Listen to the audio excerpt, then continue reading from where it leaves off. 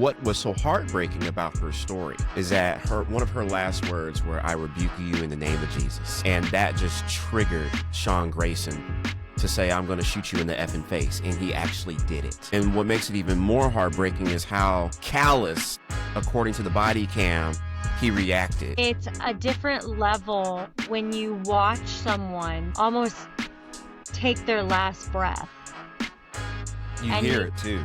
Yeah, you do. You hear it and you see it. And, I always said the video is compelling and it is terrifying at the same time. But when you sit in a courtroom in dead silence, you just see it differently. You come in day 2 and, you're getting your computer ready. And all of a sudden you turn around and a member of Sean Grayson's family had walked over to the Massey family. They were hugging and everyone was crying. God finds a way, right? And I think in that moment, the Lord was just moving this family and Sonia's family, in a sense, to show compassion to one another.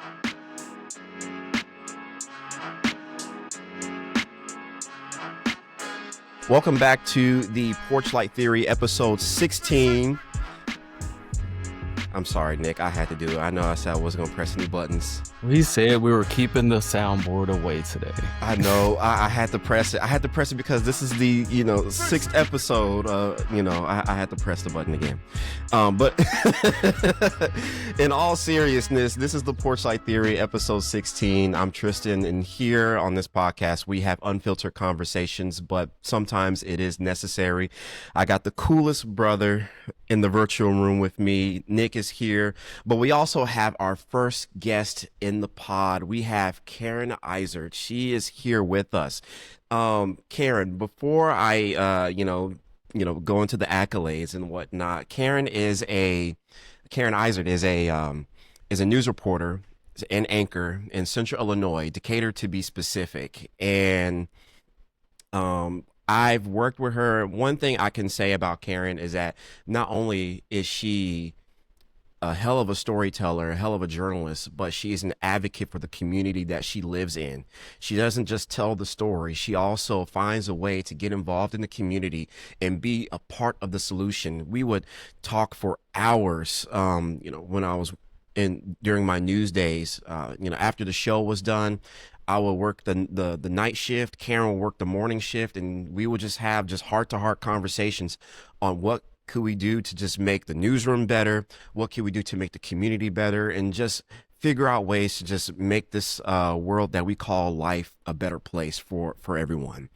But on a serious note, Caryn just got done finishing covering the murder trial of Sonya Massey, and this one hits kind of close because Miss Massey was killed by a Sangamon County deputy, which is the same area where I used to work in as well. So I used to do reports and be in Springfield and hang out in Sangamon County, Macon County, Champaign County. I was there. To know this happened back at what I used to call home, it kind of hits different. But before we get into Miss Massey's story and trial and the murder trial, I want people to get to know Caryn. So Caryn, please just tell the viewers about yourself. How long have you been in journalism? What are your passions? And thank you again for being the first guest on the pod. Well, I feel so honored to be the first guest on the pod. This is just something so special. Tristan, I adore you. You are someone I've always been inspired by, so there's obviously a lot of love there. And whenever you sent me a message, I knew I would try to do everything I can just to support you and support your journey. So I got to give love where love is due right now. But yeah, I've been a journalist, a career journalist, that is, for 8.5 years. I've just stayed in Central Illinois. I've found just a way to grow within the community, as Tristan mentioned. I'm on several boards now in the community that deal directly with kids, especially kids who are experiencing abuse and neglect, or we have kids who fall into a gray area, is what I call them. They can go one way or the other, right? They just need the right mentor. And so I'm a part of that organization as well. But I've covered the best people's best days, and I've unfortunately covered their worst days too. So it's been a little bit of a mix of everything. I love being with my dogs. I love running, and I love being around my friends and family too. Wonderful, wonderful. Let's go ahead and get into the meat and potatoes and get into the nitty gritty. For the first time, we're hearing from the partner of an ex-deputy who's accused of killing a black woman in her own home. The partner says he was actually scared of his coworker and not the woman, Sonya Massey. Sean Grayson's partner, you see him here in this court sketch, is telling the jury tonight that Massey never seemed to be a threat that night last July. Massey had called police, remember, late one night. She was worried about a prowler. This is body cam video of Grayson and his partner responding to that call. Things started getting tense when Grayson asked Massey to put down a pot of hot water that she had grabbed from the stove. So this is her. You see her walking over to it in this part of the body cam video. We'll show you a video the next moment when Grayson fires his gun at Massey 3 times. We've got to warn you, it is obviously hard to watch. I feel you better I swear to God, I'll shoot you right in your face. Okay, I'm sorry. Drop the pot! Drop the pot! Drop! Caryn, you just finished the murder trial of Sonya Massey, and I can only imagine where your mind is at right now, because I had a similar experience covering a national story during my time in broadcast media. So not so long ago, I was a news reporter in Brunswick, Georgia, covering the murder of Ahmaud Arbery. It was a young black man. He was running in Satilla Shores, and he ended up getting killed by 3 people who was chasing after him because they assumed he was a burglar. I've talked to his family, his mom, his dad. I've talked to his aunties, his cousins. I was there outside the courtroom when the suspects got when they were convicted, and just being in that moment, seeing people shed tears for an occasion where they felt like they finally got justice.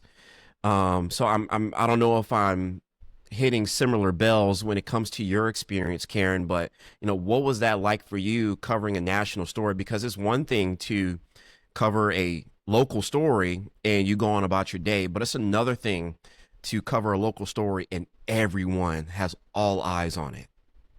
Yeah, I think the most important thing is staying true to being a local journalist, right? While it is on a national stage, I'm serving the community at the same time.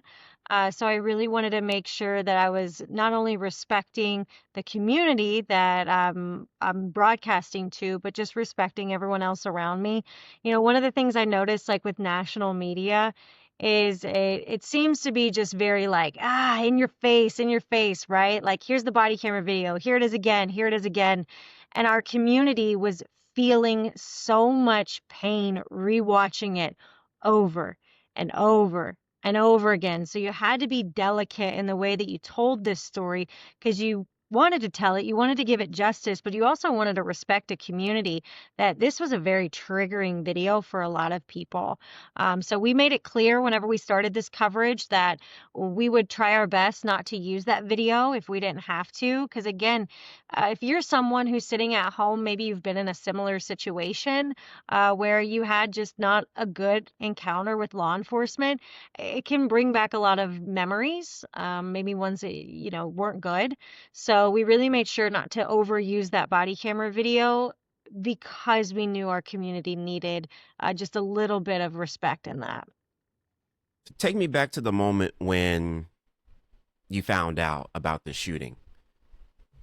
Oh my gosh. Well, it happened and Tristan, you'll know this. You've been in this small market before. It happened on Hmm. a holiday weekend, right? So information was very limited after it happened. It happened on the Saturday after 4th of July. And the first release that came out, really all it said was a woman's dead. A sheriff's deputy fired their gun. This is where it happened. And everyone was like, what? Like it made no sense. It made absolutely no sense. So then the next day, you're trying to figure out what is going on. And again, the next release is just as vague. Well, then whenever we started to hear rumblings in the community, they were like, hey, this is really bad. Like, she was shot over a pot of water. And we're like, wait, what? And then that's when it all started to unfold. I mean, it seemed like it took forever to get the body camera video or to even figure out what happened, right? It seemed like it took forever. It was 11 days, which, covering court and crime, that's fairly quickly when it involves police officers for the most part, as we see in this country. So it moved fairly quickly, but people were standing outside that sheriff's office just yelling, demanding, wanting to know what happened because for a while we did not know what happened. No one knew until they finally indicted him for murder. So, and I hate to, just like how you say you don't want to keep reopening that wound to the people back home in Springfield and Sangamon County. But just if you'll allow me just to reopen it just a little bit, but just when you saw that body cam video, what was the first thing that came to your mind?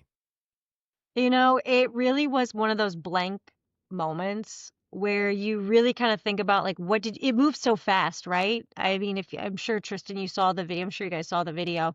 It Yeah. moved very fast. And so for you're like, wait, what happened? Like what is going on? But then once you kind of piece it apart a little bit more, it's more or less you see someone, a mother of two children, who something is just not right and your heart just sinks to the floor knowing something just wasn't right. And I can't put myself in that sheriff's deputy's shoes. I understand that. I can't put myself in Sonia's shoes. I understand I can't do that either. But just being someone who watches it from the outside, I know that it took more of a toll on the people around me, specifically the Black women who worked in my newsroom. It took a huge toll on them. And we made sure at the time we had resources available for them because it was just something so deep that I could never feel. We definitely appreciate the transparency, and that's not a fault at all. It's something that's definitely needed. And I know that you having to be there and experience all that had to have been a well of emotions, just being a part of that and experiencing it just live and in person. So you kind of did mention it with how traumatic the just watching the video could be. Could you speak on just currently now? Has there been any lingering effects, or do you feel like that video created lasting trauma within the community? Say the video created it more than the actual murder created that, right? She lived in a neighborhood and he even testified on the stand and said this, that it was a high crime neighborhood.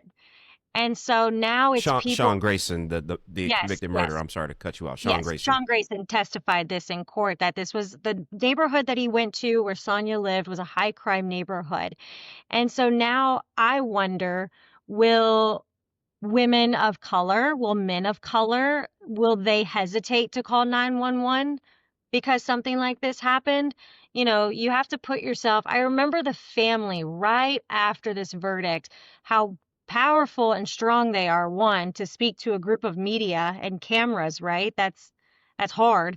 But one woman said, "I'm a Black woman. I'm scared." And you kind of step back in a sense and you're like, holy cow, I can't feel that, but wow, she feels that. And I want to make sure that I point out that she said that. And I want to make sure that I relay that, um, Tristan, to you guys. Yeah. After covering a story that made national news, I want to know how has this journey of storytelling impacted you, the local journalist? Um, you know, One thing I've always just wished that people would understand is just to trust us, like, right, local media, just trust local media. I know I mentioned it sometimes with national media, it can just seem just aggressive is not the right word, and I understand that, but it just seems like overpowering at times. And so just trust the local media.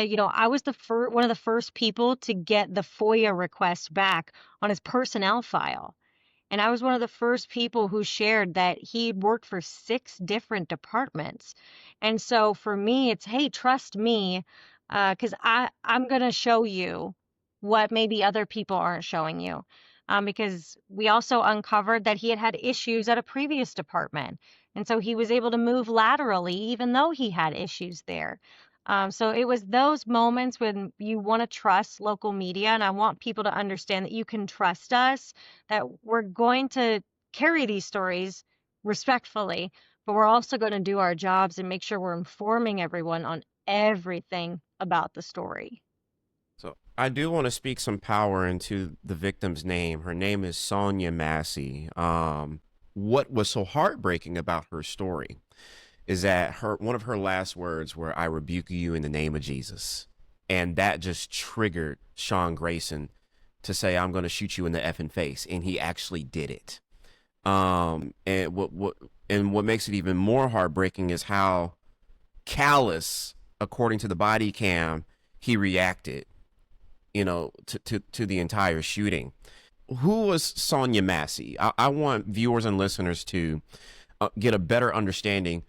Who was Sonya Massey? Well, Tristan, I do want to add in there that her last words were, "I'm sorry." That is what she said. She put her hands up and she said, "I'm sorry." And I want to make sure that people know that that was her last word. So this is a woman of compassion. You know that this is a woman who cares, right? She said, "I was sorry." She knew that something wasn't right. She had struggled with mental health, but she was a mom of 2 kids. Her son just graduated from high school this spring. She was someone who, Doris Turner, she's a senator in our local area. She represents this district. And Doris Turner said, "That's my friend." This was someone who was a friend to everyone. And the amount of people who would just talk about her empathy and talk about her happiness and her joy, it it just resonates to know that she is someone so special. And a lot of women, a lot of Black women saw themselves in her. And that's why I think her face and her name is so powerful right now. Yeah. And look, you were talking about Sean Grayson and how he was making lateral moves. He was able to just move and move and move in a short span of time. Like, how was that not pinged or caught? Yeah. Well, Tristan, I got to play the fair and balanced card right now, and you know Yeah, that. yeah. In news, we move from station to station, right? You do 2 years here, you move on to the next station. You do 2 years there, and you keep going up. He started as a part-time officer for a small department. Pawnee, I think, was his first one, which I think is a teeny, teeny, tiny town. So he's starting part-time. Then he gets another part-timer. Then he gets another part-time. So think of it as how we move in news, right? Like you start as an MMJ, then you move up as a reporter. So I want to make that clear. What I found to be the most suspicious part, and the part that we brought to light, and I'm sure we'll get into this later with legislation, but he had issues at the first full-time job in Logan County. He had a disciplinary action.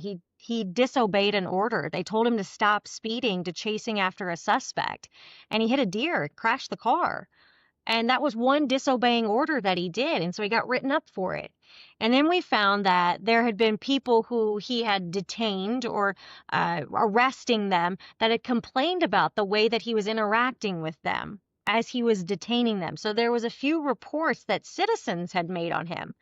So how did he get to the next level was what a lot of us had a question about.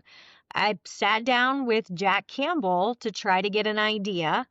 And he obviously said that all the boxes were checked, but I looked at his mental evaluation, which I found to be very interesting, that the psych evaluation, which all cops go through, psych evaluation says he moves too fast and reacts too quickly. And I think that's all you need to know, right?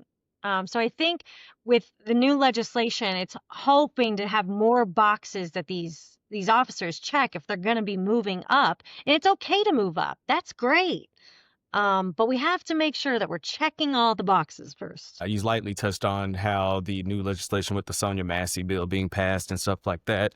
And then I was going to before we got into the legislative part, my question was more so concerning where, as far as the communal impact of everything that's happening, the verdict being passed down, do you feel that, especially in light of the Sonya Massey bill being passed, that some trust has been restored between the community and their police department, or is there still a fracture?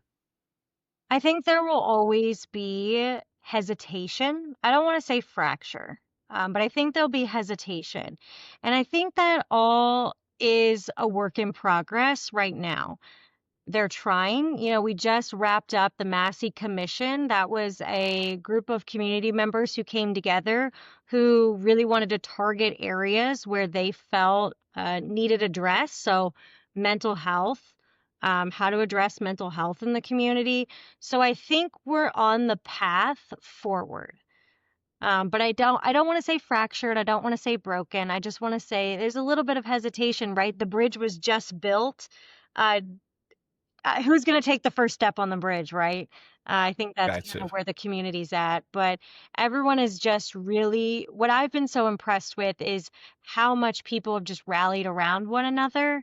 And no one seems to be the way I see it, no one's seemed to be left behind right now. This is not the first time a deputy has gotten in trouble at the Sangamon County Sheriff's Office. Caryn, just years ago, when Tanasia Barnes's father got upset with them because a deputy tested his daughter's ashes for drugs, and that made national news. If I remember the story correctly, there were some deputies that were caught saying racist things, and that made national news. So with that said, this isn't the first time the Sangamon Sangamon Sheriff's Office has gotten national attention. But what makes this one so different in your experience? I think the video, right? Like that video is really hard to watch. And I think I'd mentioned it before, but you have uh, women, Black women specifically, who can see themselves in Sonya's shoes in that moment, right? People have painted Black women to be dramatic, or they've painted them to be over emotional. Sonya in that moment was experiencing a mental health crisis. It's very clear. The first thing she says when she opens the door is, "Please don't hurt me." And again, both of the deputies were like, "Whoa, we're not going to hurt you." So there's clearly something not right in that moment. She walks in, she's sifting through papers when all he did was ask for her ID. Why is she sifting through papers when she just needs to get her ID out? So there's clearly something not right. So I think that sometimes women, Black women, even Black men, people of color, they often feel that there might be misrepresentation on how they're acting or their emotions that they might have. So I think a lot of people might have even seen themselves, not to the extent of what had happened, but has had that experience. And so, what's even crazier is my niece at the time was 16 when this happened.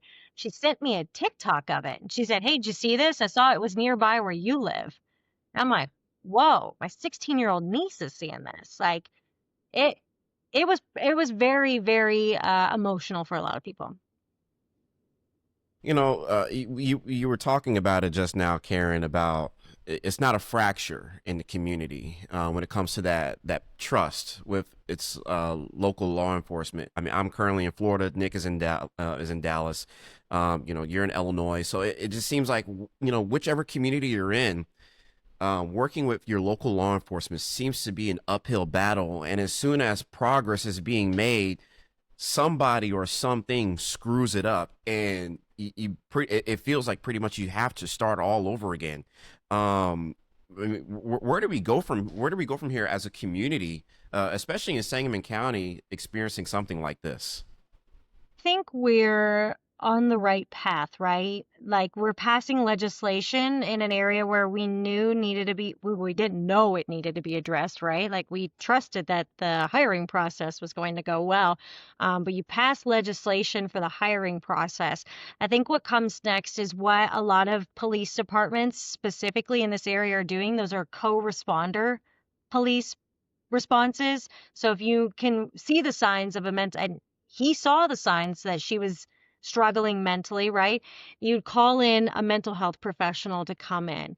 That's someone who would be a co-responder is what they call them now. And so it's steps like that where you can start to address things. But, it also starts with knowing your community and knowing your neighbors. And I think anything could be said at anywhere across this country is you just have to make sure you know the people who are living nearby and you're looking out for them.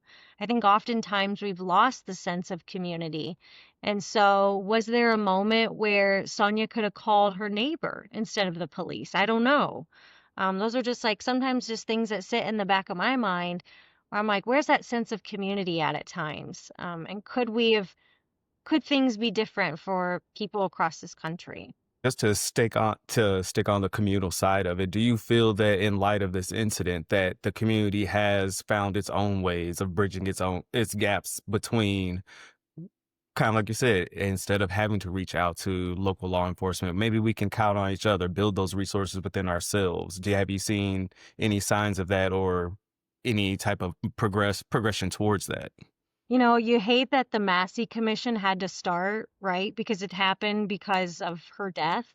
But that was one of the first steps of really getting the community together and hearing what the community had to say. People can go to a city council meeting all day long and they can stand up, get their 2 minutes. But how effective is it? Well, now you had a specific organization that is meant to listen to what you need and what you want. And like I said, I think one of the big things that's going to come out of it is mental health resources and how to address those mental health resources and distribute them across the community. Caryn, Sean Grayson, he was convicted murder too. If correct me if I'm wrong, he got convicted for murder too. But according to Teresa Haley, a family friend of the Massey family, even though it is punishment, they don't look at that as complete justice. You don't mind just talking about talking about that and why they're looking at that as not a complete form of justice? Yeah, so I was there as that family was speaking. Sante Massey, who is Sonia's cousin, he's been really the voice for this family a lot. He has been a lot. He's been at almost every single court hearing, I think. So he's always been a voice, and he got up. He said, "I'm mad. I'm mad. I didn't want this. We wanted first degree murder." If you have to look at this the state statute, and second degree murder carries a sentence of 4 to 20 years. It's parole eligible, and you could get credit for time served. While Grayson has 2 DUI convictions, he has no violent past. And one thing about Illinois law in Illinois is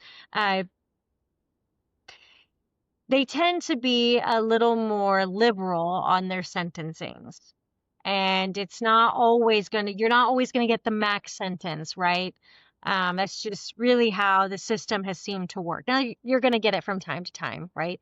But for the most part, it's a fairly liberal sentence, I would say. And I think what they're saying is there's a possibility, let's just say he gets anywhere from 12 to 15 is what they sentence him to. I don't know if that's what they're going to sentence him to. I'm just, tossing some numbers out there. Yeah. His sentencing's in January, if I'm not mistaken. Yeah. So we've got till the end of January, that is. So if he gets that credit for time served, he's good behavior, there is a possibility he could get out in 6 to 7 years. And you're talking about a woman who was 33 whose life was ended. And so for the family, no, that's not what they want. They can't bring her back. But in their eyes and what they said is he could go home to his family. She can't come home to us. What hits different about the aftermath is Miss Haley, the family friend, said that the Grayson family couldn't stop apologizing. They were in the same courtroom, but the family was saying, "I'm so sorry. I'm so sorry this happened." I was there for that. Yeah, I watched it. Yeah, talk about that, please. Like when you heard the family say, "I'm sorry," and how did that make your heart feel? This is day 2 of testimony, right? We had just watched the body camera video. Day 1 of testimony was very heavy. You come in day 2 and, you're getting your computer ready, and all of a sudden you turn around and yeah, a member of Sean Grayson's family had walked over to the Massey family. They were hugging and everyone was crying. And I always say like God finds a way, right? I think in that moment the Lord was just moving this family and Sonia's family, in a sense, to show compassion to one another because the Massey family, they're a faith they're a very faith-driven family. They pray a lot and they lead a lot with empathy. That's something I've always respected about this family is just their kind words that they always have. And so I didn't want to, intrude on such a personal moment, but I wanted to observe such a personal moment. But yeah, you could hear her say, "I'm sorry," after watching that video, because the video that many of us have seen outside of the courtroom is blurred. We don't see the blood. In the courtroom, it's not blurred. You get the raw video. We have the raw video. And Yeah. so it's a different level when you watch someone almost take their last breath. You And hear it too. yeah, you do. You hear it and you see it. And, I always said the video is compelling and it is terrifying at the same time. But when you sit in a courtroom in dead silence, you just see it differently. How did the jury react when they saw the raw video of the body cam? Day 1, there was just people like there was one juror number 3, so sad, and I don't want to give away like identities, Hmm. but he just put his hands to his face and looked down the entire time. By the second time we saw the video, everybody had already seen it at that point. We were watching side by side videos, so there wasn't too much of a reaction. In closing statements, there were jurors crying watching the video. And yeah, you could tell that some of them, it was really emotional for them. How did you keep your composure while reporting this? That had to be tough because I remember when I was covering the murder trial of Ahmaud Arbery, when I saw the the um the weapon that was used to kill Ahmaud Arbery. His dad walked out the courtroom. I saw his body and the bloody T-shirt. It's that kind of stuff sticks to you when you're covering a horrific story like that. Yeah. And so, what was happening to you when all that was happening when it was going on in the courtroom? Well, it's probably not the healthiest way to do things, but I disassociate myself with, I don't actually like watch everything that's going on in front of me. I consider it like a little sponge, like I'm just absorbing what's going on around me. A case that actually, like in this case, yes, is very sad. But a case I think that hit me harder was a 2-year-old who had starved to death and froze to death. And we watched I Mm. stared at her autopsy photos for about 4 hours that day. So I just knew I had to disassociate myself with any emotion that could come with it because I had a job to do, and my job was to inform the community. And I knew it was a very important job to do. And so I made sure that, every morning I was working out, I was making sure that I was eating right, I was calling my family, I was doing everything I needed to do, to give the story justice and to be my whole self while delivering the story as well. Definitely, I know that sounds like it had to have been a lot, and it takes a toll just to be able to present itself. And I think a lot of people, when they hear these stories, they're also not taking into account that while you all are delivering them, you're also having to remain a neutral party in this as well, to deny yourself certain emotions while being able to empathetically but objectively deliver a story that's high pressure and intense. And just coming from a national perspective, it came at a time where it felt like, please not again. Like, Mm. it just seems to continue. And I know that they talk about the exhaustion that comes from seeing these type of inc- incidents, and let's just call it murders as to what they are. And it does get tough, especially in that time during 2024, where it just seemed like it was maybe every other week there was something that hit the news that just had you like, where you don't want to become desensitized to these type of things. You have to be aware that it's happening, but I can only imagine what you all have to go through when you're constantly having to report on these type of issues and still remain the type of because I know Tristan as well, and just from his relationship that he's had with you as well, that you guys are happy people, but to maintain that, to be able to separate, the story and then real life, and not marry the two with your own life, that takes a lot of resiliency that I'll give to the Yeah. both of you. You also have to remember that while we did see the video, he is innocent until proven guilty. That's how the justice system Mhm. works. I respect the justice system, and in a sense I have to respect that for my job. So I had to make sure that every time I went to a hearing, I would ask his defense attorney, is there any comment? He'd say no comment, but I'd have to end that report as he's pleaded not guilty to first degree murder. And so that was something that you have to remember as a journalist is, while I have my own personal feelings in all of this, I do have a job. And that is where I go back to that trust, where it's like, hey, you can trust me to be fair and balanced in my reporting when it comes to this. What was the situation inside or outside the courtroom like when you heard guilty? It was guilty, right? But again, there was just like, I remember a video from outside the courtroom. There was someone with a megaphone, and they told the crowd what had happened, and they said second degree murder, and everyone in the crowd went, "What?" And that's kind of how the courtroom was too. It was very silent, right? He said, "We, the jury, find the defendant guilty of second degree murder," and it was dead silent, which I'm not really used to when I cover, especially a murder case. Like, there's normally a reaction from someone.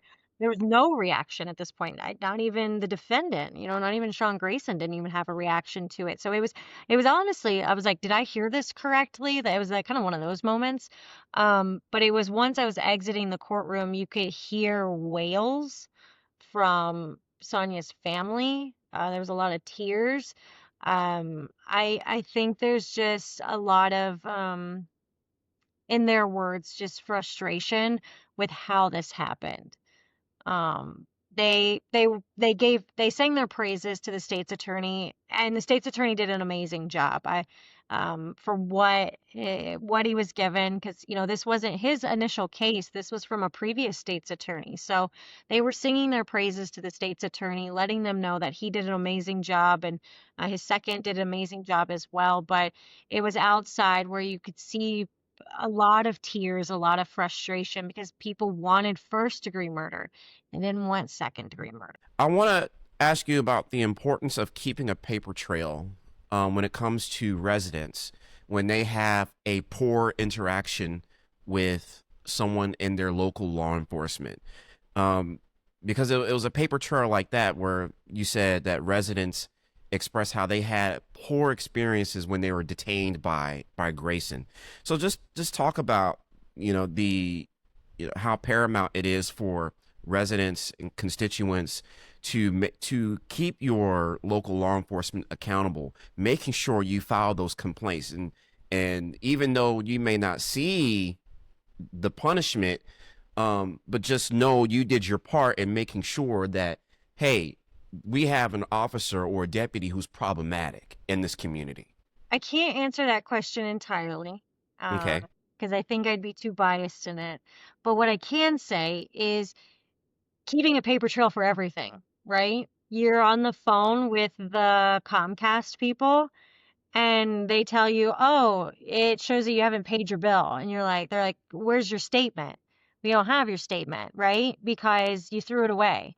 So I think no matter what, holding people accountable, whether that is law enforcement, whether that is your local internet business, it's always important to make sure that you're detailing notes of situations that you had that were bad interactions. And, it's not always the good interactions that are documented, but should we document those too, right? Would that help the system if we're documenting good interactions we have with law enforcement, good interactions we have with the Comcast people? Me personally, one thing I always do is if I have a good interaction with customer service, I always take the survey, always, because I would want someone to do that with me. If I was a good reporter and someone called my news director and said, she was good, would that mean that I would be held to a higher standard now in my department? That maybe I would get a promotion of some sort because I've had good accolades? I think it could just be very broad of making sure you're not only documenting the bad things, but think about documenting good things too, because maybe that can help the system as well. Love how you worded that. Um, Here's one thing I'm curious to know. You know, has the Sangamon County Sheriff's Office said or done anything to reassure constituents and residents that they will do better in making sure that they serve and protect every community? I'm so glad you asked it.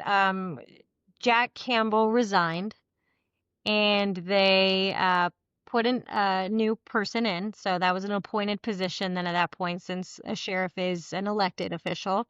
And her name's Paula Crouch.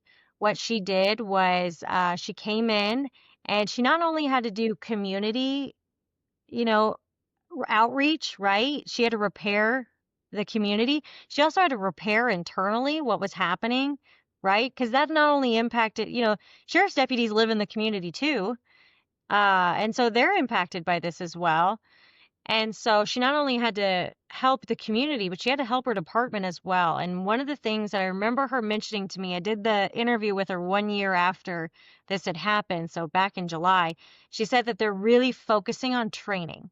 And it's not just because there's one thing about law enforcement, and I could say the same about the fire department because, my boyfriend's a fireman, but a lot of their courses are done online, right? So you just click through it, get done with it. Here we go. But she's making them classroom settings now. So Mm. these deputies have to sit in a classroom and engage, and hopefully they ask questions. That's her goal.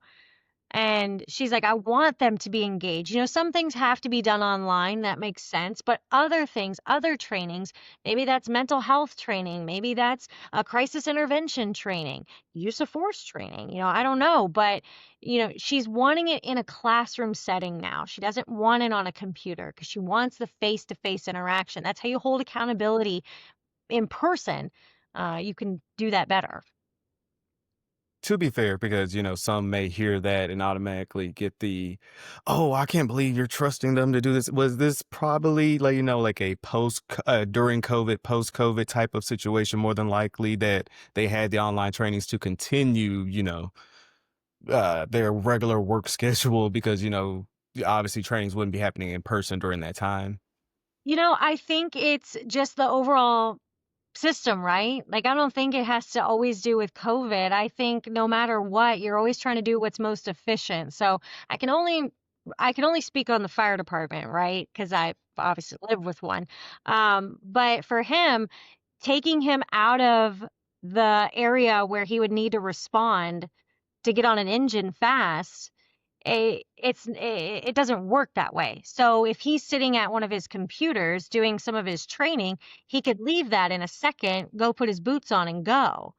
So we have to remember, like, it's sometimes hard. And you're talking about a system, a law enforcement, where they don't have enough staff, just like a lot of businesses do. So, I can't entirely speak into, I don't know if those are the circumstances, but I don't want to just keep going back to the pandemic and saying that's the reason they're online. Karen, what keeps you moving forward? Because you could have been like me and said, "I'm gonna take a break from journalism or from broadcast media." Because once a journalist, always a journalist. I firmly believe that. But you could have said, I'm gonna go back home, and spend time with my family, or I'm gonna pursue a different career in broadcast media or whatever. But you chose to stay in Decatur. I know. What keeps you going? I threaten to quit all the time. Uh, and, and it never fails. My Daily, my devotions every day tell me don't do rash decisions, so I never quit. the Uh, daily seesaw of, do I really need this job? yeah, exactly. I'm like, oh my gosh. No, I think what just keeps me there is the people. And Tristan, you can attest to that. I mean, obviously you get some bad apples every now and then, but Yeah. gosh, there's no one like journalists who can just carry such powerful conversations. And when you watch someone make a difference, it almost motivates you to make a difference. Yes. In a moment, specifically for this trial, um, I probably have the most court experience out of our team. I don't know if that's a good thing or a bad thing. Um, but, another thing about this is you get to know this family so well. Because you see them and you see their pain. I mentioned when I first started, I see people in the worst days of their lives and the best days of their lives. And it's that pain that almost in a sense never makes you want to leave them, because you've just built just this emotional connection. I can say specifically, and Tristan knows him, Shemuel Sanders. He, Yeah. yeah, he Yeah. still talks to me, calls me. I guess the other day somebody did a story with him. He was singing my praises, which is so kind, but you share those deep personal moments with someone who just loses somebody in such a horrific way, and you never want to, you don't want to leave. Like you've bonded with them in a sense, like you've experienced something. It's really hard for me to describe. Um, but it's like an emotional connection that I just don't want. I don't want to leave them. Despite the trials and tribulations, you still have hope I for the do. community that you work for. I do. I do so much. Like I said, I serve on two boards that work with kids, and I, d- believe it or not, I do see really good things that happen in the community, and I do my best to share those good things that happen. I know oftentimes we get consumed with just bad things that happen, and it's easy to do that, but I always challenge everyone to just be like, hey, just go and like it's there. Just go and click on it and read it. Make your day better. Make it better because, today specifically, I just come out of this trial. I just wanted a good, positive story to share. And that's what I did today. And Tristan, you'd be proud of me. I spent 3 minutes on it. All right. It's a 3-minute package. Oh, a 3 minute pack. I know.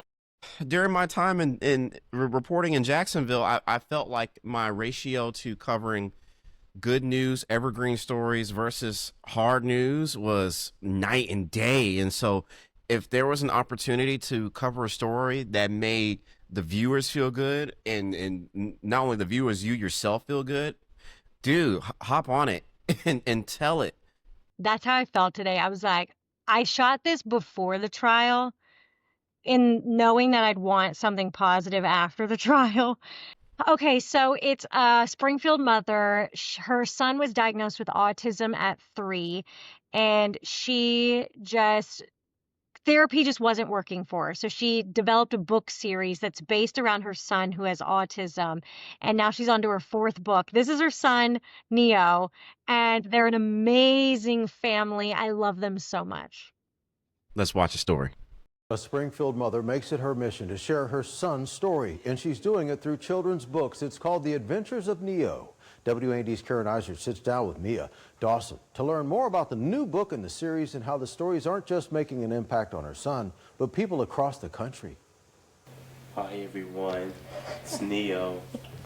I'm going to show you how to brush my horse. Inside I-55 Stables and Arena, Nehemiah Dawson, or Neo, is ready to saddle up. In his happy place, his peace, his therapy. Got it? Okay, make sure you parallel park. He is learning and growing. We love this place. He loves his horse. This is Mia Dawson, Neo's mom. Being in a space like this, communicating like this, being confident like this, wasn't something she thought her son could do. My son, Neo, was diagnosed with autism at the age of 3. I didn't even know what that meant. I didn't understand what was going on, but I got a lot of, he's not going to walk, he's not going to talk, he's not going to manage, like, all the things that you can think about. An overwhelming moment at the time for her family.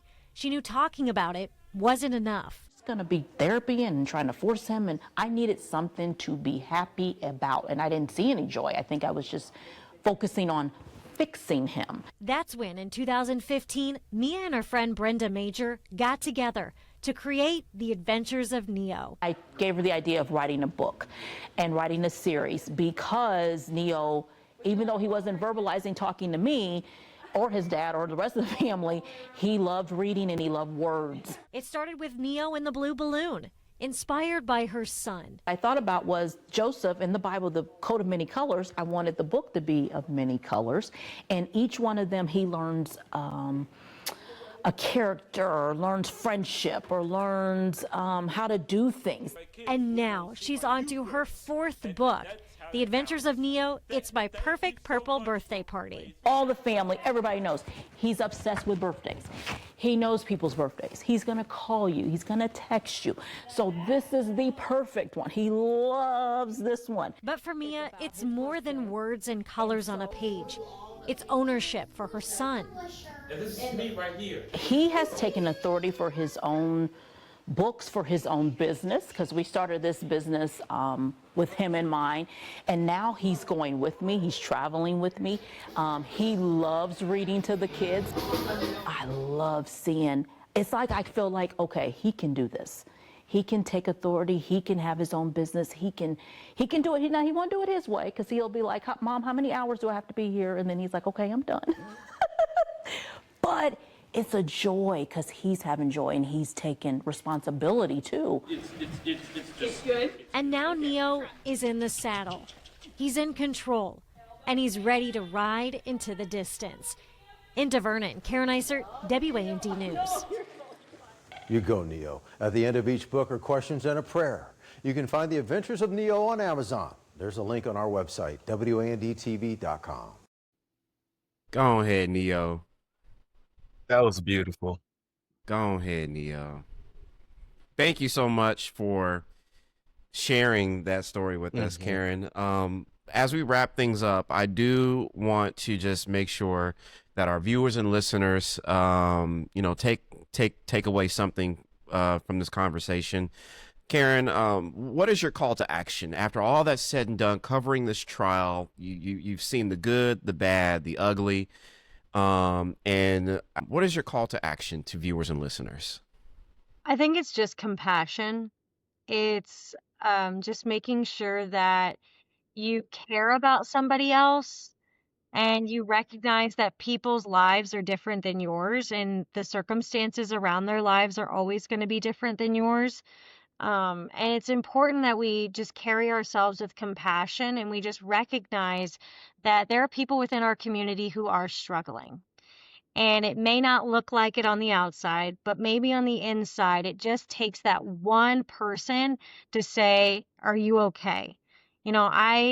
Every day of the trial, I started it with good morning to everyone because that was the most important thing that people needed to know is good morning. Hey, I'm here, you're here, good morning. And I just want people to just lead with compassion and just think about others before themselves at times. I hear you loud and clear, friend. Nick, we're wrapping up, bro, but is there anything that you want to ask or anything that you want to say that you feel compelled about? Honestly, no, just thank you for your transparency and honesty with everything and just the ability to make yourself available and not just yourself, but your emotions and your view and also your experience with this entire thing. It's something that's much needed, but also in light of this verdict being handed down, I think this is definitely conversations that needed to be had. So I definitely just appreciate you even entertaining us and taking the time to have this time with us. Most definitely. So Caryn, thank you again for being the first guest on our pod. You are more than welcome to come back and hang out with us. If you want to have unfiltered conversations, if you want to take off your journalist hat and just show up as Caryn, and if you want to talk some shit, go ahead and come back here. That's legit what we're here for. So come on back when you're ready. Say, hey, I need to talk some shit about this. Hey, come on back. We family at this point. So Yeah. thank you so much, Caryn, for just taking the time out of your busy schedule to share your experiences, tell these people's stories, and most importantly, being the good in our community, wherever we go.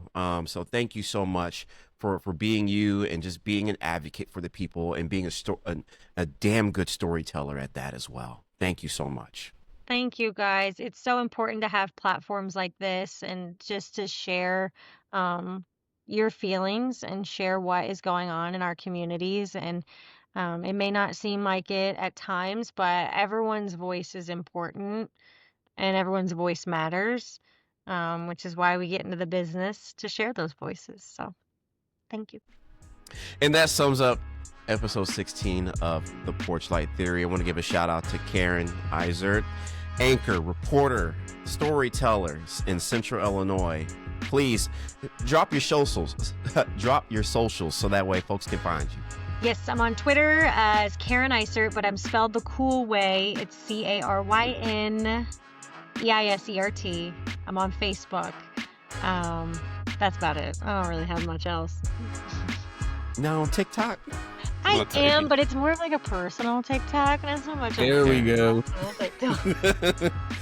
So chat, if y'all find her on TikTok, please don't follow her.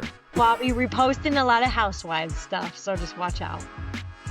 You're not reposting anything from Love is Blind or anything like that? No, I'm a housewives girly. Like, I'm a Bravo girly, so.